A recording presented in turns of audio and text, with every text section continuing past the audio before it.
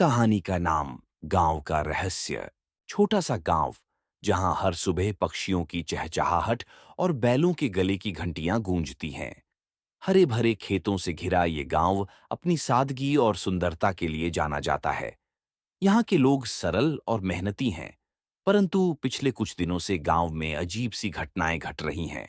रात के समय अजीब अजीब आवाजें आती हैं और लोग कहते हैं कि किसी अदृश्य शक्ति का असर इस गांव पर हो रहा है। रात का समय हो गया है और गांव में चारों ओर खामोशी है। पर अचानक ही एक गहरी रहस्यमयी आवाज सुनाई देती है, जैसे किसी बड़े पत्थर के खिसकने की। लोग अपने घरों में सहमे बैठे हैं और कुछ लोग एक दूसरे से बात कर रहे हैं कि ये क्या हो सकता है। बच्चों को डर से सुला दिया गया है और हर कोई अजीब आवाजों की वजह से परेशान है।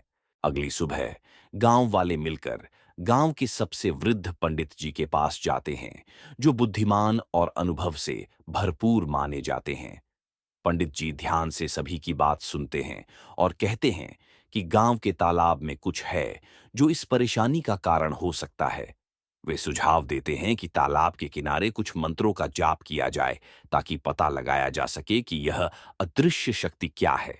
रात को पंडित जी गांव के कुछ लोगों के साथ तालाब के पास जाते हैं। गांव का तालाब एक रहस्यमयी जगह बन गया है। पंडित जी मंत्र पढ़ते हैं और धीरे धीरे तालाब के पानी में हलचल होती है। अचानक पानी से एक चमकीली रोशनी निकलती है और एक पुरानी मूर्ति सामने आती है। पंडित जी बताते हैं कि ये मूर्ति गांव के संरक्षण के लिए यहाँ दबी हुई थी, लेकिन किसी ने इसे छेड़ दिया है। अगले दिन पंडित जी ने गांव वालों के साथ मिलकर मूर्ति को वापस तालाब में स्थापित कर दिया और उसकी पूजा की। धीरे धीरे गांव में शांति वापस लौट आई।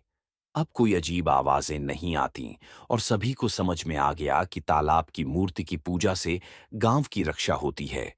गांव के लोग फिर से अपने रोजमर्रा के जीवन में व्यस्त हो गए। यह कहानी ग्रामीण जीवन के उस रहस्य और रोमांच को दर्शाती है, जो कि हमारी पारंपरिक मान्यताओं और प्रकृति के बीच के संबंध को भी उजागर करती है।